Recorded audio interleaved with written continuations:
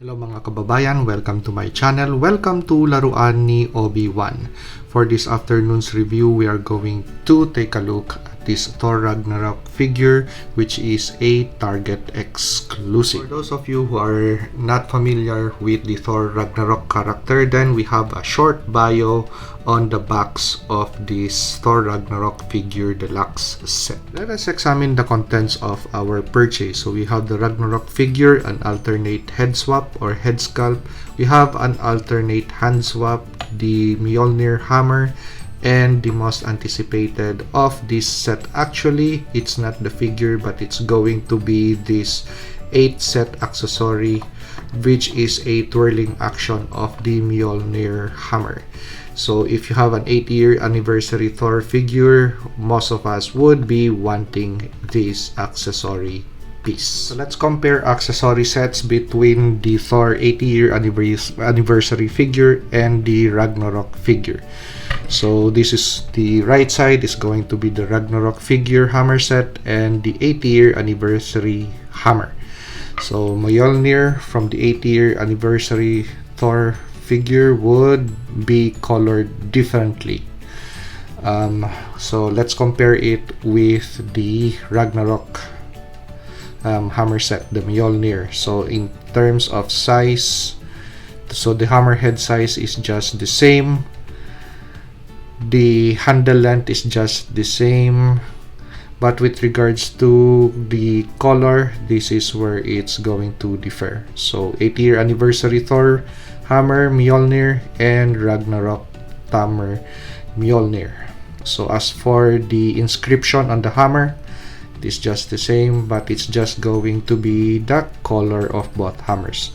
So especially on the hilt side or the handle side, on the end where the strap is, that's going to be colored. But for the 80-year anniversary Thor hammer, it's just going to be all brown. But with regards to the strap thickness, this is going to be a thicker strap, this is going to be a thinner strap. And as for the material, this is a softer handle, that is a sturdier handle. So let's take a look at the accessory that really interests me. So it's going to be this thing. So spinning action. So we also have the inscriptions on all of the 8 hammers that is in this set. It has a revolving base. The handle on this is quite rigid. Okay, so we have the Thor 80th anniversary action figure paired with the Thor Ragnarok 8-piece Mjolnir spinning accessory set or piece. So actually really looks good. And it is a requirement that you need to have a figure stand. So a black stand really does not look good, so get any of those McFarlane DC Multiverse flight piece stands and just take the stem off and use the stand. Anyway, it has a foot peg and it fits any Marvel Legends action figures. Plus it's transparent, so it really looks good this way. Just don't mind the DC logo, or if you're OC, then just rub that DC logo off.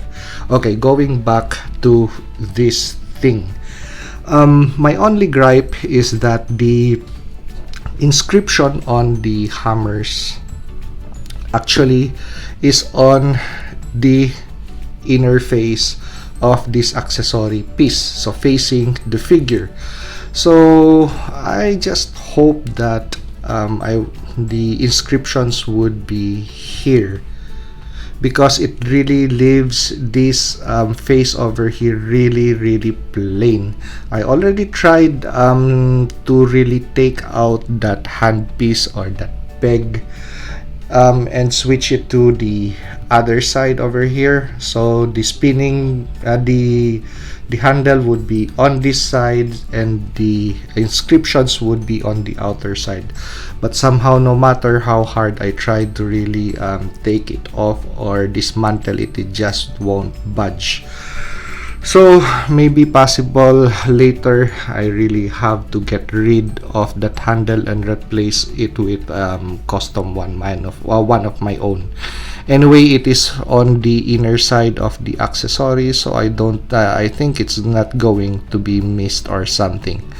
So anyway, it's going to be my action figure piece, and I'm going to display it according to how I want it. So there you go. This thing is really a weighty piece, so somehow you just have to really try to find that balance or center line. So just like this, if you want it displayed with that piece, really heavy piece. Okay, now there's also one difference with the 80th anniversary Thor action figure, because as you could see, the hand does not have any grooves on the palm. So actually that is a really human-like palm, normal. But if you compare it with the Ragnarok action figure, which we have over here, so we have an indentation on the palm. So it is really designed that this piece should hold on to that. So the easiest solution is to just take this hand off and put it on the 80th anniversary Thor figure. Anyway, the skin tone on these two action figures is just the same, so switching hands is an option. We have each figure side by side for point comparison. So Ragnarok Thor on the left, 80th anniversary Thor on the right. Now this is the thing that I was mentioning. As for the inscription on the hammers, so actually on this, it is on the inner side, not on the outer side. So how I wish that this could be interchanged or has the capacity to be taken off, but right now it is really just solid, tight, secured in there. So I already tried the boiling method. This thing just won't budge, so I think I would end up really taking this thing apart and replacing that handle. Anyway, that handle too is just also made of quite soft rubbery material. If you want a really good spin on this accessory piece, I think a really rigid handle would do. So because right now it just would somehow wobble a bit. Okay, going back to these two action figures, so differences would just be very minimal.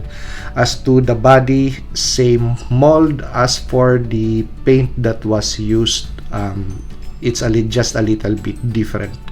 So of course, the most noticeable immediately if you pair these two action figures side by side like this would be the color of the gaiters on the boots.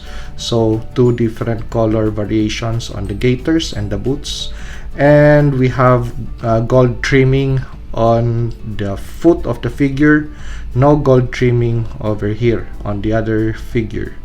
So different colors for the hammer, which I already mentioned earlier. And as for the pants, just a little bit different color of blue or tint of blue possibly. So as for the body, the black suit, it is the same. The discs are the same, but we have a difference in the coloration of the belt. Now this is more yellow, that is more brown. We have a gold buckle, but this yellow matches the gaiters, that brown matches the brown of the gaiters of the boot. Okay, as for coloration on skin tone, it is the same coloration on the bracelets or forearm protectors, the same. As to the muscle tone and the veins and the arteries that are protruding from the figure, from the arms and from the legs. Actually, I already compared these two figures the same. We have a different color on the cape. This is a darker red, that is a lighter red. And for the color of the wings on the helmet, so that is off-white, that is silver. And the most noticeable, really, when you take them really close, this near to the camera, you would notice the difference in the face sculpts, not the head sculpt, because actually it's just the hair, the helmet, and the wings are the same, just a different color. But look at the faces of these two action figures. So this is a more nice and streamlined face compared to this other figure, which we have a more pronounced jawline.